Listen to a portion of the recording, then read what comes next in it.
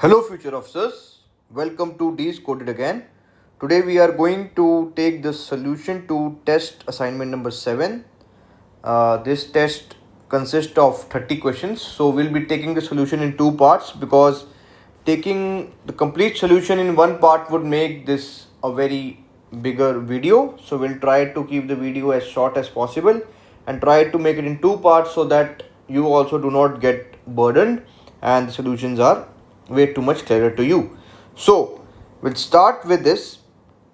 So the questions which were there in this test were based on number system basics, odd and even number, prime and composite number, unit digit, number of zeros, HCF, LCM, rules of divisibility, remainder and comprehension passage. Okay.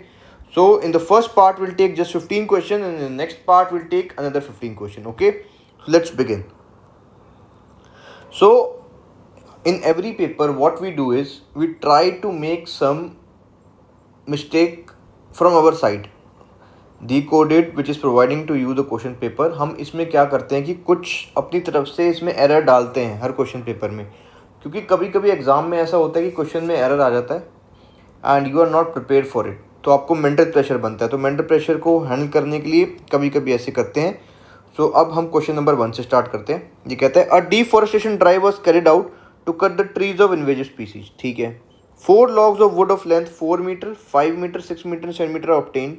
They are further cut into pieces of equal length as long as possible.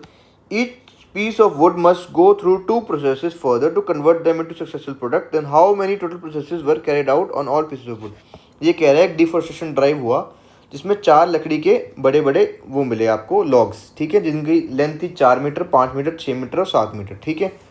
अब इनको और छोटा काट दिया गया है would के equal length of pieces में. अब इन पीसेस को कुछ फिनिशेबल प्रोडक्ट बनाना है तो उसके लिए 2 प्रोसेस पे जाना पड़ता है एक पीस ऑफ वुड को.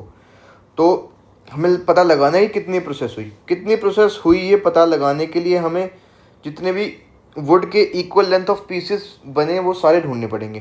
तो पहले तो हम ये ढूंढेंगे कितने लेंथ होगी वो जो इक्वल होगी. उसके लिए क्या करेंगे, वो जो इक्वल लेंथ वही हो पाएगी जो इन चारों लॉग ऑफ वुड को इक्वली डिवाइड कर सके. ऐसा नंबर, ऐसा सबसे बड़ा नंबर जो इन चारों लॉग ऑफ वुड को इक्वली डिवाइड कर सके, तभी तो इक्वल नंबर ऑफ पीसेस बन पाएंगे ना हर एक में से. कि क्योंकि हमें सेम डायमेंशन काटनी है हर एक लॉग ऑफ वुड में से, तो वो डायमेंशन ऐसी होनी चाहिए जो इन सारे नंबरों को डिवाइड कर पाए आराम से. तो इसके लिए हम क्या लेते हैं, HCF. तो आप HCF ले लो. HCF ऑफ आप लोगे 4, 5,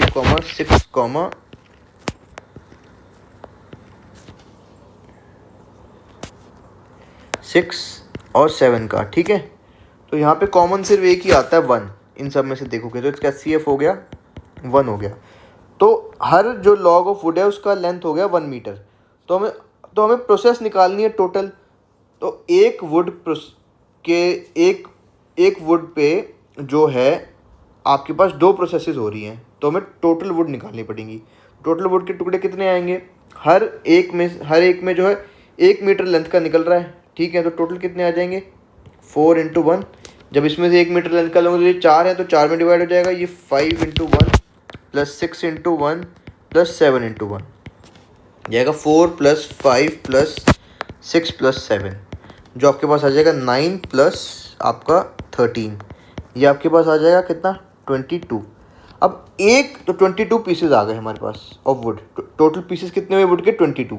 अब एक पीस ऑफ वुड पे 2 प्रोसेस हो रही हैं तो 22 पे हो जाएगी × 2 तो हो जाएंगी 44 प्रोसेसेस. ठीक है. 44 प्रोसेसेस होंगी तो इसको × 2 करोगे आप तो ये आपका आंसर है 44. ठीक है. This is your 44. Answer is 44. Okay. Now let's move on to another question. There are 2 numbers p and q where p is even and q is odd. Then consider the following statements. ये कह रहा है कि p to the power q plus q to the power p is an even number. ठीक है. अब अगर आपको इवन ऑड का कंसेप्ट नहीं पता है तो जाके उसका वीडियो देख लें, इसी में अवेलेबल है, आपको बहुत अच्छे से कंसेप्ट हो जाएगा. अब देखिए ये जो p है वो क्या है इवन, तो p to the power p भी इवन ही होगा. तो इसका मतलब ये अपने आप में क्या है, एक इवन नंबर है. और ये ऑड है तो odd to the power odd भी क्या ही बनेगा आपका ऑड नंबर. तो ये ऑड नंबर है, तो ये आपके पास है इवन प्लस ऑड, तो ये आपका क्या बना, इवन प्लस ऑड तो ऑड होता है, हमने पढ़ा हुआ है, तो ये स्टेटमेंट गलत हो गई। अब नेक्स्ट पे चलते हैं। नेक्स्ट है क्यूब बाय पी, मतलब ऑड माइनस इवन, जो भी आपका बनता है ऑड नंबर, यहाँ पे इवन दिया तो ये स्टेटमेंट भी आपकी गलत है।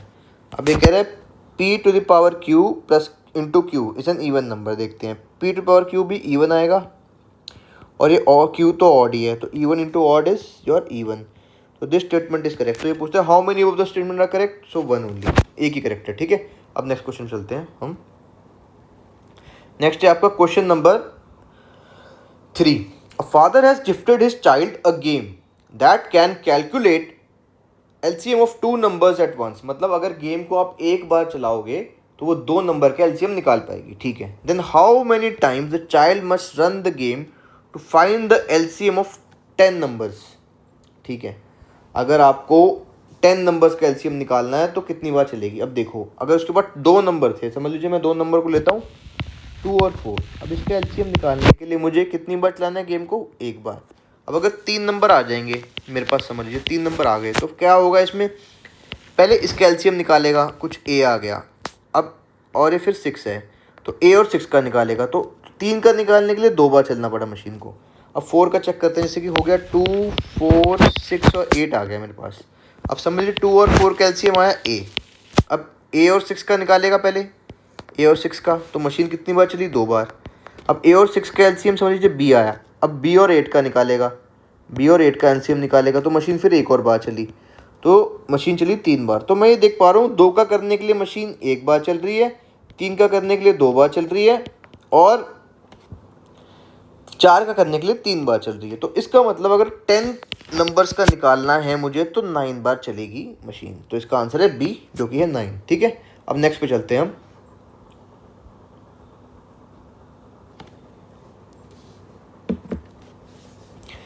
The question number 4 is, there exists a set of prime numbers such that all numbers are either greater or equal to 2 and further all are less than 100, ठीक है। If we multiply all prime numbers of that set, then how many zeros would be there in the product, ठीक है। अब देखो एक चीज़ है कि ये कहता है कि एक सेट ऑफ प्राइम नंबर्स है such that all numbers are either greater और इक्वल टू 2, मतलब 2 से लेके 100 तक के नंबर्स हैं, ठीक है। 2 टू आपके पास 2 टू 100 नंबर्स हैं, 100 से छोटे मतलब 99 नंबर्स हैं। इसमें प्राइम नंबर्स जितने भी हैं उनका सेट है, मतलब प्राइम नंबर्स कौन से होंगे, 2, 3, 5, 2, ठीक है, फिर आपका 7, फिर आपका 11। तो ये कहता है if we multiply all the prime numbers, अब इस जो ये सेट है 2 से लेकर 99 तक का, जितने भी इसमें प्राइम नंबर्स हैं उनको आप मल्टीप्लाई करोगे तो उसमें से कितने नंबर ऑफ जीरो बनेंगे प्रोडक्ट में, मतलब इनको आपको मल्टीप्लाई करना है 2 into 3 into 5 into 7 into 11 into 13 into आपका 17 और ये आगे जितना चलते रहेगा। इसमें जितने ही प्राइम नंबर उनको मल्टीप्लाई किया कितने नंबर ऑफ जीरोज आएंगे। अब नंबर ऑफ जीरोज का कंसेप्ट हमने पढ़ रखा है, अगर नहीं आपको समझ आता तो वीडियो देखो पहले और उसके बाद आगे क्वेश्चन को सॉल्व करो। पर हम बता देते हैं कि एक जीरो बनाने के लिए आपको क्या क्या चाहिए होता है, एक 2 चाहिए होता है और एक 5 चाहिए होता है, ठीक है। तो अगर आप इसको पूरे एक्सप्रेशन को आगे तक देखोगे 99 नंबर तक तो आपको पता लगेगा कि आपके पास सिर्फ एक ही 2 है और एक ही 5 है प्राइम नंबर्स में। तो प्राइम नंबर्स है ना, आगे तक लिखोगे आप जितने भी हैं सारे, तो आपको सिर्फ एक 2 मिलेगा और एक 5 मिलेगा। सो आपके पास सिर्फ एक ही 10 बन पाएगा। सो नंबर ऑफ जीरोस कितने हो गए, 1 हो गए, फिर बस खत्म, आंसर 1 है इसका। अब चलो इस पे जो आपका question number 5, there exist a number x such that x is the product of first 31 natural numbers, further there exist another y जो कि है is equal to y plus 1, then the number of prime numbers among y plus 1 y plus 2 y plus 3 y plus 29 y plus 30 are, ठीक है। अब prime numbers क्या होते हैं आपको पता ही है, जिनका फैक्टर वो खुद होगा नंबर n और एक 1, जो नंबर n था अगर वो प्राइम है तो उसका फैक्टर एक n होगा, वो खुद और 1 होगा। अगर वो किसी भी और अपने अलावा किसी भी और नंबर से डिवाइड हो रहा है, हो पा रहा है कम्प्लीटली, तो प्राइम नंबर नहीं है, ठीक है। तो अब आगे चलते हैं। अब ये कहता है कि x जो है वो जो सबसे पहले 31 नेचुरल नंबर है उनका प्रोडक्ट है, 1 इंटू 2 इंटू 3 इंटू 4 इंटू ये 31 तक है। तो अगर हम किसी को ऐसे लिखते हैं 1 इंटू 2 तो ये हमारा 2 फैक्टोरियल हो जाता है। अगर हम लिखते हैं 1 इंटू 2 इंटू 3 तो ये हमारा 3 फैक्टोरियल हो जाता है। तो हमारे पास क्या आ रहा है 1 इंटू 2 इंटू 3 इंटू आगे तक 31 तक, तो ये 31 फैक्टोरियल है, कुछ नहीं है, 31 फैक्टोरियल है इसका मतलब ये। ठीक है, I hope this is clear to you. Now let's see further, it is saying that further there is exist another number y, एक नंबर y और एग्जिस्ट करता है। Okay, y is equal to given as x plus 1, तो y जो है वो आपका है 31 फैक्टोरियल प्लस 1। ठीक है, अब ये कह रहा है कि फर्दर ऐसे है मेरे पास y प्लस 1, तो ये हो जाएगा 31 फैक्टोरियल प्लस 1 क्योंकि y क्या है y प्लस 1, तो हो जाएगा 31 फैक्टोरियल प्लस 2।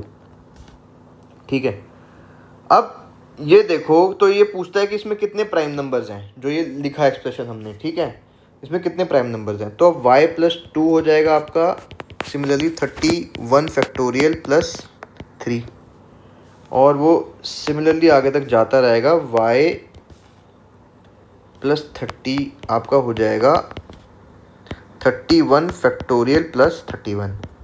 अब ये देखो आप इसको डिवाइड करोगे 2 से डिवाइड हो जा रहा है, क्योंकि 2 इसमें 31 फैक्टोरियल में भी 1 इंटू 2 आगे तक लिखोगे तो 2 आ रहा है, इसमें भी 2 आ रहा है।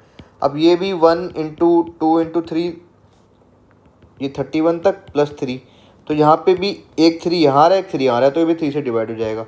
सिमिलरली यहाँ भी चेक करोगे तो ये 1 इंटू 2 इंटू 31 तक जा रहा है और प्लस 31 है, तो इसमें क्या होगा, ये 31 से डिवाइड हो जाएगा। तो ये सारे के सारे नंबर्स जो हैं वो डिवाइड हो रहे हैं किसी और नंबर से अपने अलावा भी, तो इनमें से कोई भी नंबर प्राइम नहीं है मेरे पास, तो इसका आंसर आ जाएगा डी।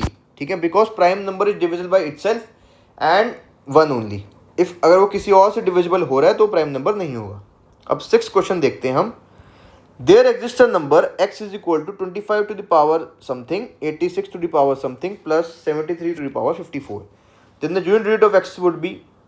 ठीक है, अब यूनिट का कंसेप्ट अगर आपको नहीं समझ आ रहा है, अभी नहीं आप क्लियर हैं, तो इसमें वीडियो है यूनिट की, उसको अगर आप देखोगे तो आपके सारे कंसेप्ट क्लियर हो जाएंगे। उसके बाद उसका PYQ का भी वीडियो है, उसको भी चेक कर लीजिए, आपके सारे कंसेप्ट ऑलमोस्ट ब्रश हो जाएंगे। अब इस कंसेप्ट को रिवीजन हो रही है यहाँ पर, ये जो इस कंसेप्ट सीखने का टाइम नहीं है। तो हमें एक बात पता है कि अगर 5 की कुछ भी पावर है, जब भी हम यूनिट डिजिट्स लेते हैं तो हम कुछ नहीं करते, जो यूनिट डिजिट होता है ना आखिरी डिजिट, यूनिट डिजिट का मतलब है वो डिजिट जब आप किसी भी नंबर को राइट से अप्रोच करोगे तो जो आपको पहला डिजिट मिलता है वो यूनिट डिजिट होता है उसका। ठीक है, तो अगर हमें यूनिट डिजिट निकालना है तो हम उसकी यूनिट डिजिट की बात करते हैं, तो हमें यहाँ पे 5 की बात करनी है, 6 की और 3 की। तो आप इसको लिख सकते हो 5 to the power something plus 6 to the power something plus 3 to the power 54। ठीक है, अब हमें एक बात पता है, अगर 5 है उसके ऊपर कोई भी पावर हो तो हमेशा 5 ही आंसर आएगा, तो इसका यूनिट डिजिट, इस वाले का यूनिट डिजिट हो गया सिर्फ 5। और हमें दूसरा पता है अगर 6 के ऊपर भी कोई भी पावर हो तो हमेशा यूनिट डिजिट 6 ही आता है, तो इसका 6 हो जाएगा। अब हमने ये पढ़ा हुआ है, अगर किसी की भी नंबर की पावर बहुत ज़्यादा बड़ी है तो हमें ये पता है कि 4 के बाद साइक्लिसिटी की फॉर्म में वो पावर रिपीट होती हैं, तो हम कुछ नहीं करते, 4 से डिवाइड कर देते हैं उस पावर को। 54 डिवाइडेड बाय 4, तो 4 1 टाइम्स 4 14, 4 3 12, एंड जो भी रिमाइंडर आता है इसमें उस नंबर को पावर दे देते हैं। अगर रिमाइंडर 0 आता है तो उस नंबर को पावर 4 दे देते हैं। तो यहाँ रिमाइंडर है 2, तो हो गया 3 टू द पावर 2, तो ये हो गया 11 प्लस आपका 3 into 3 is 9, this is your 20, सो इसका यूनिट डिजिट है 0, तो इसका आंसर हो गया A, that is your 0। Now let's move on to another question, question number 7। Okay, that is your question number 7। So the question number 7 goes like कि a 4-digit number x when divided by any of the given numbers 9, 6, 9, 12 and 17 leaves a remainder 1. Then the highest possible value of x is। ठीक है, तो आपको मैंने पहले भी question जब कराए हैं तो बताया है कि कभी कभी क्वेश्चन में हमें ऑप्शन से आंसर निकालना पड़ता है, वैसे हम निकालते हैं तो दिक्कत आ सकती है। अब ये कह रहा है ना हमें कि एक 4 डिजिट नंबर है x जिसको हमने डिवाइड किया इनमें से किसी भी नंबर से, तो रिमाइंडर 1 आता है। तो हमें एक सबसे बड़ा ऐसा नंबर ढूंढना होगा जो इन सबसे डिविजिबल हो गया, अगर ठीक है इन सबसे डिविजिबल हो गया और उसमें अगर हम 1 ऐड कर देंगे तो हमारा आंसर आ जाएगा। ऐसा एक नंबर जो इन सबसे डिविजिबल हो जाए, ठीक है, ऐसा एक नंबर जो इन सबसे डिविजिबल हो जाए और उसमें अगर आप 1 ऐड कर दोगे तो आपका आंसर आ जाएगा। तो इससे सबसे बड़ा नंबर ढूंढना पड़ेगा, तो उसके लिए हमें LCM लेना पड़ेगा इन सब का। So LCM of 9, 6, 9, 12 and your 17. So this is 6 is your 2 into 3. 9 is your 3 to the power 2. 12 is your 2 to the power 2 into 3 and 17 is your 17 into 1.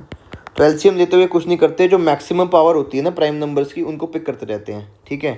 जितनी प्राइम नंबर्स हैं उनकी मैक्सिमम पावर पिक कर लो आप LCM. तो prime 2 की maximum power 2 to power 2 है, 3 की है 3 टू पावर 2 और 17 की तो 17 ही है। तो इसका आपका आंसर आ जाएगा यहाँ पर, यह आएगा आपका 17 इंटू 36 जो कि आपका आएगा 612, ठीक है। अब उसमें मतलब 612 भी एक फैक्टर होना चाहिए उस नंबर में, ठीक है। 612 भी एक फैक्टर होना चाहिए,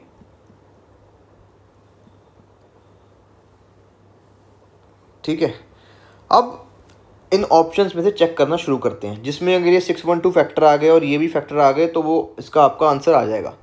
तो हमें पता है कि वो अब जब इनसे डिवाइड होने पर रिमाइंडर 1 छोड़ रहा है, तो हमें इन जो ये ऑप्शंस हैं वो नंबर वही होगा ना जो मेरा इनका फैक्टर जो भी आएगा, अगर मैं उसमें 1 ऐड कर दूंगा तो वो जो इसमें से आंसर आने वाला है वो बन जाएगा, ठीक है। तो x जो है ना, वो जो इनके फैक्टर्स होंगे, इनके फैक्टर्स जो नंबर बनेगा सबसे बड़ा, उस नंबर में अगर मैं 1 ऐड कर दूंगा तो x आ जाएगा। तो मैं ऑप्शन में से नंबर उठाता हूँ, उनमें से 1 माइनस करके निकाल के देखता हूँ, अगर मेरा आंसर आता है तो वही आंसर होगा। तो 9793 था मेरे पास, इसमें से मैंने 1 सब्ट्रैक्ट किया तो आपके पास आया 9792। अब इसको फैक्टराइज करके देख लो आप 9792 को, अगर इसके फैक्टर्स ये वाले आ जाते तो यही नंबर बनेगा। 2 से आपका आएगा 4896, फिर 2 से करो 2 4 4 8 ज़ा 16, 2 times is 1 2 2 and this is your 4, this becomes your 612। अब 612 यहाँ है पहले से, ठीक है। अब अगर कोई भी फैक्टर ऐसा इसमें 612 आ रहा है और ऊपर वो है तो इसमें ये कंडीशन सेटिस्फाई हो रही है, मतलब क्योंकि 612 आ गया, 612 वन ऑफ द फैक्टर्स होना चाहिए उसका, ठीक है। तो यहाँ 612 आ गया है तो इसका मतलब ये मेरा कंडीशन सेटिस्फाई कर रहा है, तो मेरा आंसर आ गया ए, ठीक है। क्योंकि अब जो ये नंबर है इसमें मैं 1 ऐड कर दूंगा तो ये मेरा नंबर था जो इन फैक्टर से बना हुआ है, क्योंकि और इसमें आप 1 ऐड करोगे तो आपका x बन जाएगा। और ये x जो है, क्योंकि ये जो x नंबर है ना, जब इनके जो फैक्टर्स हैं उनसे आप इसको डिवाइड करोगे तो ये आपको रिमाइंडर 1 दे रहा है, तो इसका मतलब इस x में से आपको 1 माइनस करना है तो ये आंसर आ जाएगा। तो इसका मतलब हमारा आंसर है ये, तो x की वैल्यू है 9793। अब नेक्स्ट क्वेश्चन चलते हैं। आपके पास नेक्स्ट क्वेश्चन है क्वेश्चन नंबर 8, ठीक है। इस क्वेश्चन को थोड़ा ध्यान से देखना। ये है कि अमित एक सिविल इंजीनियर है who is working on a project involving a pentagonal field of side 1737, 2160 meter, 2358 meter, 1422 meter, 2214 meter. He decides to measure this field, then find the greatest length of tape possible so that all sides can be measured completely. अब वो जो tape है वो ऐसी होनी चाहिए कि वो जब इन पेंटागोन की साइड्स को मेजर कर रही है तो इसमें से कोई भी साइड बचे ना। तो एक ऐसी लेंथ जो इन सभी को नाप सके वो होगी वो, तो ऐसी मैक्सिमम लेंथ जो इन सभी को नाप सके वो चाहिए हमें। तो उसके लिए हम कुछ नहीं करेंगे, हम एक मैक्सिमम लेंथ जो इन सबको नाप सके वो होगी जो इन सभी को डिवाइड कर पाए। तो उसके लिए मुझे इसका HCF लेना पड़ेगा, ठीक है। आप देखो 1737, 2160, 2358, 1422 and your 2214। Now I have told you कि जैसे अगर बहुत सारे नंबर्स का LCM लेना है तो आप जो सबसे कम डिफरेंस वाला है ना, जिन दोनों में सबसे कम डिफरेंस आ रहा है उन दोनों को माइनस कर दो और जो आंसर आता है अब उसके फैक्टर्स बना लो, फिर उस फैक्टर्स को चेक करो कि वो फैक्टर किस किस को डिवाइड कर पा रहे हैं। अगर आपको एक कंसेप्ट नहीं समझ आ रहा है तो थोड़ा सा मैं समझा दूंगा, पर अगर फिर भी नहीं आपको है तो आप इस LCM HCF की वीडियो देखो जाके, उसमें आपको बहुत अच्छे से क्लियर हो जाएगा। तो मुझे कुछ नहीं करना होता, मुझे ऐसा पेयर ढूंढना होता है जिसके अंदर जो इनका डिफरेंस है ना वो मिनिमम आ जाए, ठीक है। तो ये देखो इनके बीच में तो बहुत ज़्यादा आएगा, इसके में बहुत ज़्यादा, इसके में बहुत ज़्यादा। तो अगर आप ये देखोगे कि 2160 2214 को देखो आप, 2214 2160, हम कुछ नहीं करते, जिन नंबर्स के बीच में जो डिफरेंस है वो मिनिमम आए उसको पकड़ लेते हैं, ठीक है। जो मतलब क्लोजेस्ट पेयर हो जाए, आपस में बहुत क्लोजेस्ट हो, तो यही दोनों क्लोजेस्ट है, बाकी सब में जो डिफरेंस है वो बहुत ज़्यादा आ रहा है, आप देख सकते हो। तो ये आपका हो जाएगा 4, आपका 1, 11 माइनस 5 इज, तो ये आपका 0 0 54। तो 54 को आप क्या क्या लिख सकते हो, 54 को आप लिख सकते हो 54 into 1, then you can write it down as 27 into 2, then you can write it down as 18 into 3, and then you can write it down as 9 6 into 9। अब कुछ नहीं करना, अब आप चेक करते जाओ इन सब फैक्टर जो भी आपके पास आ गए इनसे इन नंबर को डिवाइड करके। तो जो भी नंबर इनसे डिवाइड होते जाएं, अगर सारे नंबर जिस भी फैक्टर से डिवाइड हो गए तो वही आपका HCF है, ठीक है। तो थोड़ा सा लेंदी होगा क्वेश्चन, पर चेक करते हैं। 54 पे आ जाइए सबसे पहले। अब 1737 को 54 से डिवाइड करके देखो, अगर ये कम्प्लीटली डिवाइड कर रहा है तो फिर आगे वाले नंबर के लिए चेक करेंगे। 17 अगर नहीं कर रहा है ये तो यहीं रुक जाएंगे, फिर नेक्स्ट नंबर चेक करेंगे। 54 से करते हैं, तो 1 मिनट, ये आपका 1737 और ये आपका 54, ठीक है। आप इसको अब करो ये 3 टाइम्स, तो आपका आएगा 162 यहाँ पर, ठीक है। फिर आपके पास आ जाएगा ये 1 1 और ऊपर से 7, तो ये कम्प्लीटली डिवाइड नहीं कर पा रहा है इसको, आप देख सकते हो। तो ये 54 ये आंसर हमारा नहीं है, 54 को काट दो। अब नेक्स्ट बड़े नंबर पे चलते हैं, हमें सबसे बड़ा नंबर लेना होता है क्योंकि HCF में। तो नेक्स्ट नंबर है 27। अब 27 को चेक करो सबसे पहले, 1737। अगर ये 1737 को कर देगा तो नेक्स्ट नंबर के लिए चेक करेंगे हम, ठीक है। तो आप किया 27, ओके 27। तो 27 को आप चेक करो इससे करके, तो ये आपको हो जाएगा 6 टाइम्स आपका 162, और ये आपका रिमाइंडर यहाँ बच रहा है 97, ठीक है। तो आपका ये भी कम्प्लीटली डिवाइड नहीं हो रहा है, आप देख सकते हो। तो आप इसको भी कैंसिल कर दो 27 को। अब यहाँ तक आप पहुँच गए हो, ठीक है। अब आप देखो कि ऑप्शन में 18 कहीं है ही नहीं, तो मैं 18 के लिए क्यों चेक करूँ। इसका मतलब जो ऑप्शन में एक नंबर बचा है वो क्या है मेरा, 9। तो मेरा आंसर 9 हो गया, कि क्योंकि 9 इन सभी को डिवाइड करेगा, ठीक है। तो 9 इन सभी को डिवाइड करेगा, तो आपका आंसर है 9। So the greatest length of the tape जो इन सभी साइड्स को नाप सकती है और कोई भी साइड नहीं बचेगी, वो है 9 मीटर की। तो आपका आंसर है 9, आपका आंसर हो गया 9, क्वेश्चन नंबर 8 का। अब चलते हैं क्वेश्चन नंबर 9 पे, ठीक है। क्वेश्चन नंबर 9 कहता है कि the unit digit of 2 3 digit number this and this is 7 and 1, then what is the value, then what can be the value of this। अब हमको पता है कि यूनिट डिजिट इसका है 34y टू द पावर 43। तो यूनिट डिजिट के case में सिर्फ y कंसीडर करना होता है, तो हो जाएगा y टू द पावर 43 से बात करेंगे तो इसका यूनिट डिजिट आया आपका 7, और दूसरे का है y टू द पावर 44 के टर्म से बात करेंगे तो यूनिट डिजिट आया 1। अब हमें पता है अगर पावर ज़्यादा होती है तो हम कुछ नहीं करते, हम उसमें फर्स्ट वाले केस में क्या हो रहा है कि y टू द पावर 43 है, तो 7 अगर पावर बहुत ज़्यादा है तो कुछ नहीं करना, 4 से डिवाइड कर दो इसको। तो आप 4 से डिवाइड करके तो यहाँ रिमाइंडर 3 आएगा कि नहीं, रिमाइंडर 3 आएगा ना इसमें, क्योंकि 4 10 40 पूरा कर जाएगा तो 3 बच जाएगा। तो ये आपको y टू द पावर 3 लिख लो इसे, और 7 लिख लो, यहाँ पे 7 आ जाएगा। अब दूसरे वाले को देखो, यहाँ पे आपका ये पूरा का पूरा हो जाएगा, क्योंकि 11 से 44 हो जाएगा तो रिमाइंडर 0 आ जाए। जब 4 से डिवाइड करने में रिमाइंडर 0 आता है तो उसकी पावर को 4 ही दे देते हैं, तो पावर 4 देने पे आ रहा है 1।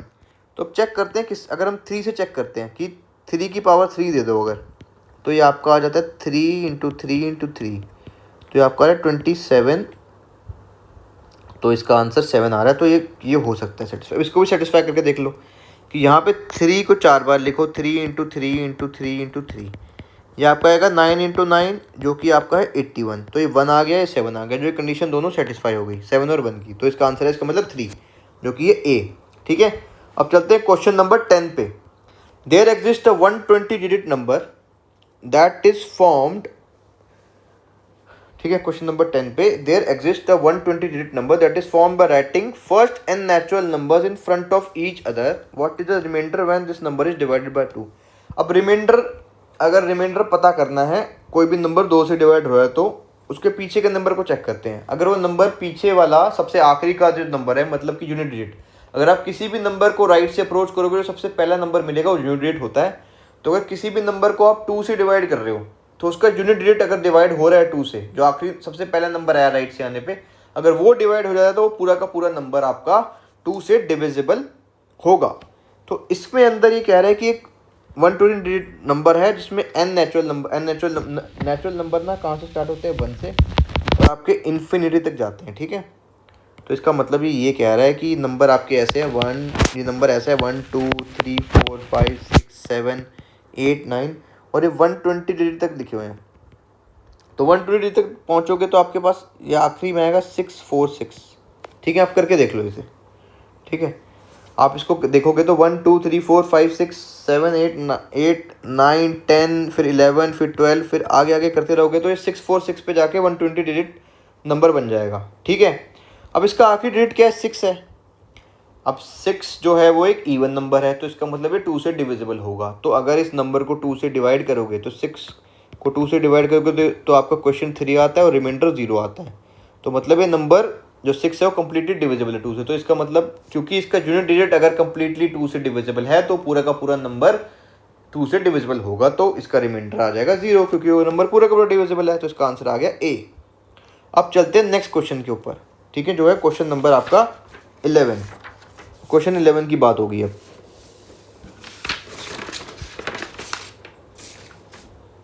ठीक है, there exist a number x such that it is a multiple of 7। ठीक है, और वो रिमाइंडर 4 छोड़ रहा है जब इसको आप इनसे डिवाइड कर रहे हो, divided by 6 9 15 and 18, then lowest value of x is. ठीक है, x एक ऐसा नंबर है जो मल्टीपल है 7 का, और जब आप इसको इनमें से किसी भी नंबर से डिवाइड कर रहे हो तो उसमें वो आएगा आपका 4 रिमाइंडर बचेगा। तो मतलब कि जब जो इनका मल्टीपल होगा एक नंबर, ठीक है, जो एक नंबर इन सभी नंबर से डिवाइड हो जाएगा और मल्टीपल ऑफ 7 है, और उसमें अगर में से आप 4 को आप ऐड कर दोगे, ठीक है, जैसे कि एक नंबर जो सबसे बड़ा नंबर जो इनका मल्टीपल होगा, ठीक है, जो सबसे बड़ा नंबर इनका मल्टीपल होगा, अगर आप उसमें 4 को ऐड कर दोगे, ठीक है, तो वो नंबर x आ जाएगा मेरे पास। पर कंडीशन ये है कि वो नंबर मल्टीपल ऑफ 7 होना चाहिए। तो हम इस कंडीशन को सेटिस्फाई करते हैं। पहले एलसीएम निकालते हैं इसका। सबसे बड़ा नंबर निकालने के लिए एलसीएम करना होता है, तो 6, 9, 15, 18 का आप एलसीएम निकालो। 6 को आप लिखोगे 2 × 3, 9 को आप लिखोगे 3 टू द पावर स्क्वायर, 15 को लिखोगे 5 × 3, और 18 को लिखोगे आप क्या, 18 को लिखोगे 2 × 3 टू पावर 2। अब जो भी मैक्सिमम पावर है इन सब की वो लेते जाओ, एलसीएम आ जाएगा। तो एलसीएम आ जाएगा आपके पास, क्या आएगा, 2 की मैक्सिमम पावर 2 ही है, 3 की 2 है, और 5 की 5 ही है। तो ये आपके आज पास आ जाएगा 9 × 10, जो कि आपका 90। तो एलसीएम 90 है आपका। तो अब एलसीएम में अब जब इनसे डिवाइड करने पर रिमाइंडर 4 बच रहा है, तो मतलब वो एलसीएम से, जब एलसीएम से भी डिवाइड करोगे तो रिमाइंडर 4 बचेगा।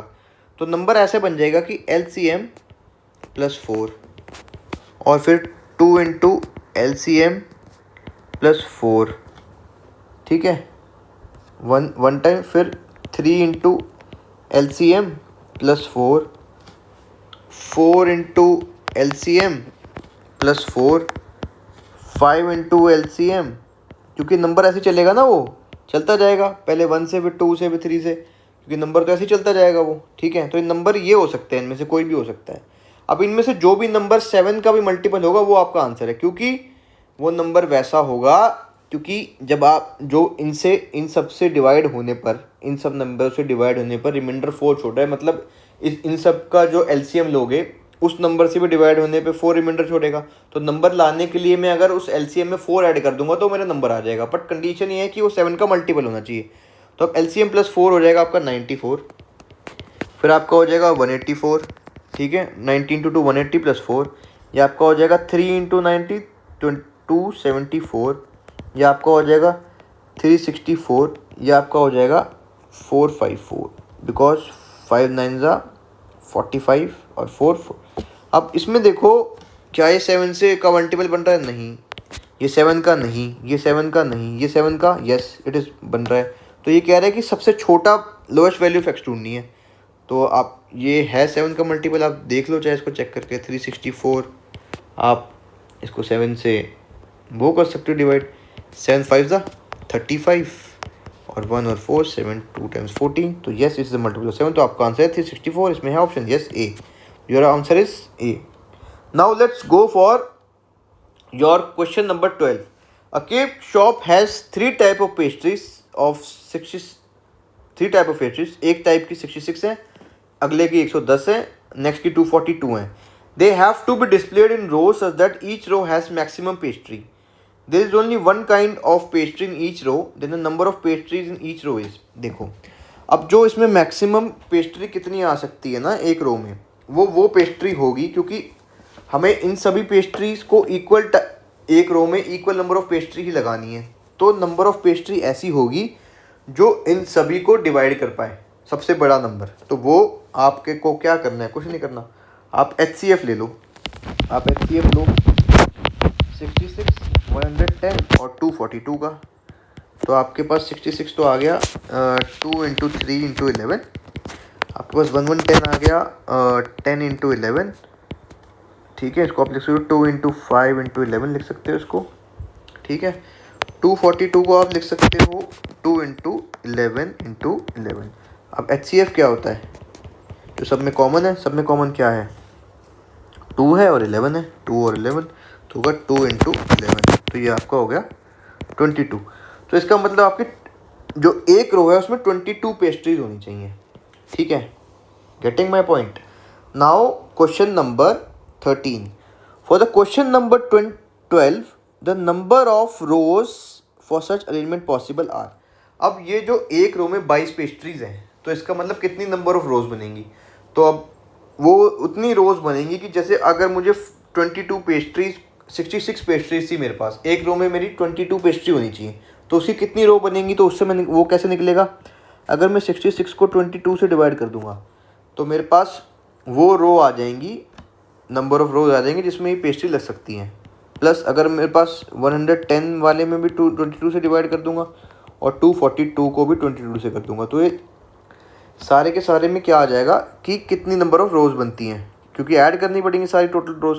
66 की 3 रो बनेगी, फिर इस वाले की आपकी बनेगी 5 रोज और इसकी आपकी बनेगी 11 रोज। तो टोटल नंबर रोज होगी 3 + 5 + 11, जो कि आपका हो गया 19। तो टोटल नंबर ऑफ रोज बनेंगी आपकी 19। ठीक है, अब नेक्स्ट क्वेश्चन पे चलते हैं।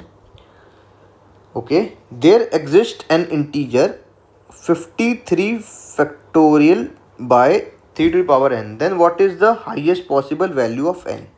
ठीक है, अब x दिया हुआ है मेरे पास 53 factorial divided by 3 to the power n, then n की सबसे पॉसिबल हाईएस्ट वैल्यू क्या है। इसका क्वेश्चन का मतलब ये है कि 53 फैक्टोरियल को 3 से डिवाइड करना है, तो कितने नंबर ऑफ 3 चाहिए।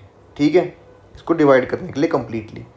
तो हम इसमें कुछ नहीं करेंगे क्योंकि ये प्राइम नंबर है, तो हम 53 को 3 से डिवाइड करते जाएंगे और जब तक क्वेश्चन आता जाएगा 3 से बड़ा तब तक डिवाइड करते रहेंगे। फिर उन सारे क्वेश्चंस को ऐड कर दो, आपका आंसर आ जाएगा।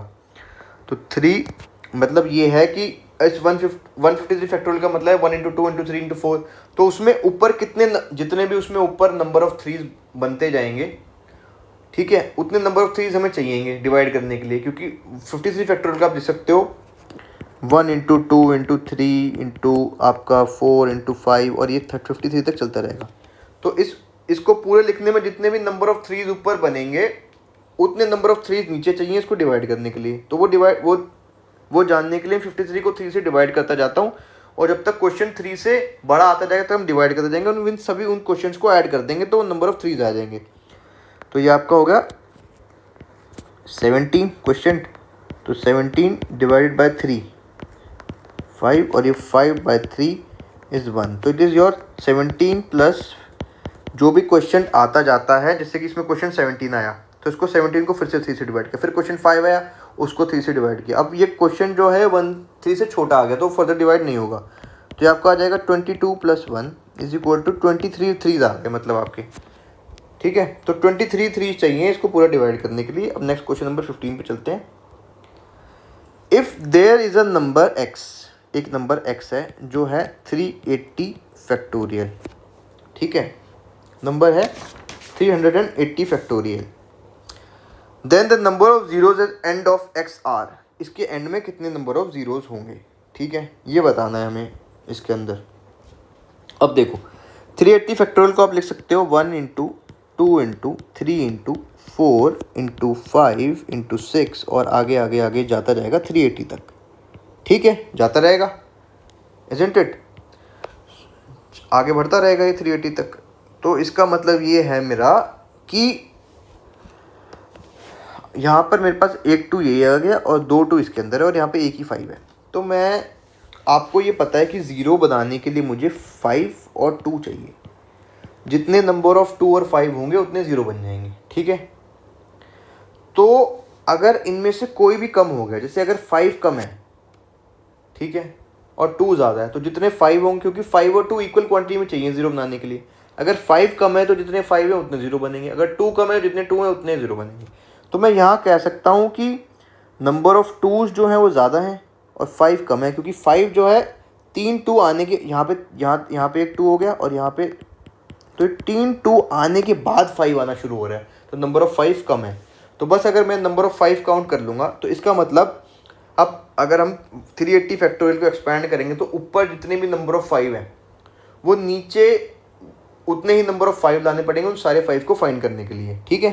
जैसे अभी वहाँ 3 के केस में किया था, तो 380 डिवाइड बाई 5 कर दो अब आप, तो ये आपके पास आ जाएगा इसका 76 क्वेश्चन। अब फिर क्वेश्चन को फिर से 5 से डिवाइड कर दो, इसमें भी वही प्रोसेस करना है 3 वाला, क्योंकि नंबर ऑफ़ 5 ढूंढने हैं ना हमें, कितने हैं उसमें, इसमें कितने, 380 में नंबर ऑफ़ 5 ढूंढने हैं मैंने, तो ऊपर जितने भी 5 क्रिएट होंगे उतने ही नीचे 5 चाहिए उसको काटने के लिए, तो वो उतने नंबर ऑफ़ 5 हो जाएंगे। तो मैं कुछ नहीं करता, मैं 380 को 5 से डिवाइड करता रहूँगा और जो क्वेश्चन मेरा आता रहेगा उसको कैलकुलेट करता रहूँगा, और जब तक वो 5 से छोटा ना हो जाए, और जितने भी क्वेश्चन आए उनको ऐड कर दो। पहले क्वेश्चन है 76, अब इसको फिर से 5 से डिवाइड करो, ये आ गया आपके पास 15। अब फिर से इस क्वेश्चन को 5 से डिवाइड करोगे आप, तो आपके पास आ गया 3। अब 3 तो 5 से छोटा है, फिर ये फर्दर नहीं होगा, तो आपके पास आ गए 76 प्लस 15 प्लस 3, जो कि आपके पास हो जाता है 94। तो 94 टाइम्स ऑफ 5 है इसमें, तो इसका मतलब 94 जीरोज होंगे, तो इसका आंसर है A. Okay, so with this we are done with the first 15 question of this test. In the part 2 of this video, we'll discuss about the next 15 questions, okay, and we'll take that part later on.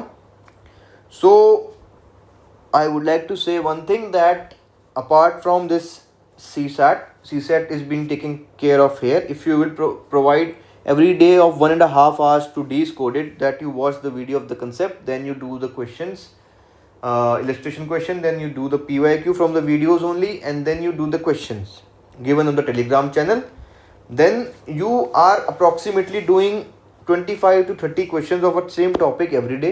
That completely revises your topic at least 3 times a day, okay, and it is scientifically proven that अगर आप एक चीज़ को 3 बार कर लेते हो तो वो आपकी मेमोरी में स्टोर होने लग जाता है, तो इसका मतलब आपका कंसेप्ट बहुत ज़्यादा स्ट्रॉन्ग और अच्छा हो जाएगा।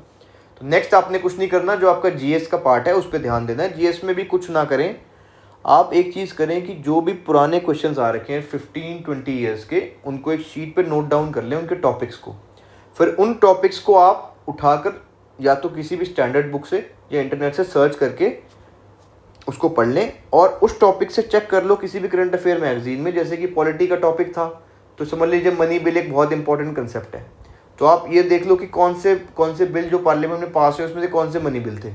फिर मनी बिल कौन से आर्टिकल से आता है, ठीक है, मनी बिल की डेफिनेशन क्या है, ठीक है, मनी बिल के लिए जॉइंट सिटिंग हो सकती है नहीं हो सकती, कौन डिसाइड करता है कि कोई बिल मनी बिल होगा या नहीं होगा, वो स्पीकर डिसाइड करते हैं या प्रेसिडेंट डिसाइड करता है, ये देख लो आप उसमें। फॉर एग्जांपल इकनॉमी में देख लो कि जैसे आप पढ़ते हो क्या पढ़ते हो, बैलेंस ऑफ पेमेंट पढ़ते हो, तो उसका डाटा देख लो करंट अफेयर में क्या आ रखा है, बैलेंस ऑफ पेमेंट क्राइसिस हो रहा है, हमारे पास बीओपी सरप्लस है या बीओपी हमारा नेगेटिव में जा रहा है, ये चेक कर लो आप, ठीक है।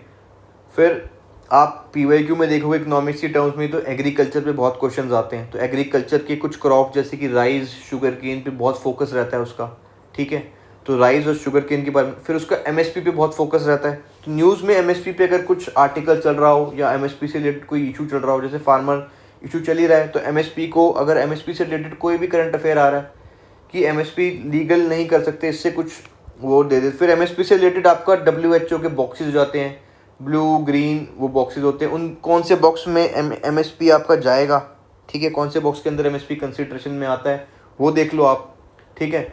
सिमिलरली जो एनवायरनमेंट में क्वेश्चन आ रखे हैं PYQ, जैसे कि एनवायरनमेंट में जनरली वो नेशनल पार्क या कैरेक्टरिस्टिक्स ऑफ एनिमल्स से पूछता है, तो ग्रेट इंडियन बस्टर्ड उसका एक फेवरेट टॉपिक है। तो लास्ट ईयर ही आपके पास एक जजमेंट आई थी सुप्रीम कोर्ट की कि right against adverse impact of climate change, जिसमें आर्टिकल 21 और 14 को कंसिडरेट किया गया था। तो उससे ये क्वेश्चन बन सकता है कि क्योंकि वो ग्रेट इंडियन बस्टर्ड के रिस्पेक्ट में था, क्योंकि ग्रासलैंड्स को हम तबाह कर रहे थे वहाँ पावर लाइंस लगाकर, मतलब जो आप पावर सोलर पैनल्स लगा रहे थे, तो जो क्योंकि ग्रेट इंडियन बस्टर्ड ना ग्रासलैंड पे रहता है, उसका हैबिटेट डिस्ट्रॉय हो रहा है वो, तो इसलिए ग्रेट इंडियन बस्टर्ड पहले से एंडेंजर्ड है क्रिटिकली, तो फिर उसको और थ्रेट मिलता है उससे, ठीक है। तो अब ये वो पूछ सकता है कि ग्रेट इंडियन बस्टर्ड जो है वो इशू क्यों है पावर लाइंस के लिए। तो जब वो बर्ड फ्लाई करता है तो पावर लाइंस में टकरा जाता है, तो उससे डेथ हो जाती है उसकी। तो वो क्यों टकरा जाता है, उसको दिखता क्यों नहीं सामने है, क्योंकि उसकी आई साइड में है। तो उसकी उस बर्ड की वो करेक्टरिस्टिक्स हो गई कि उसकी जो आंखें हैं वो फ्रंटल व्यू ना देकर साइड व्यू देती हैं, तो इसकी वजह से वो फ्रंट में ठीक से नहीं देख पाता, वो साइड में ज़्यादा अच्छे दिख सकता है, तो इससे उसकी डेथ हो जाती है टकरा के पावर लाइन से। तो ये एक तरीका था, मैंने आपको बताया कि आप कैसे जो है स्टैटिक को करंट से रिलेट करके अपने क्वेश्चंस को प्रेडिक्ट कर सकते हैं। आप इस प्रोसेस को करेंगे, अभी तो बहुत टाइम आपके पास पेपर का बचा है, इस प्रोसेस में आपको ज़्यादा से ज़्यादा 10 दिन लगेंगे। फिर आप इस प्रोसेस से आपने डाटा निकाला है उसको बार बार रिपीट करते जाइए, लर्न करते जाइए 3-4 बारी, फिर वो आपको याद हो जाएगा और आपको उसी टाइप का क्वेश्चन एग्जाम में मिलेगा। आप 50 to 60 to 70 क्वेश्चन जो हैं डायरेक्टली वहीं से मिल जाएंगे, ठीक है। So with this, we'd like to conclude this video. Thank you so much. Take care. Keep studying hard. Thank you.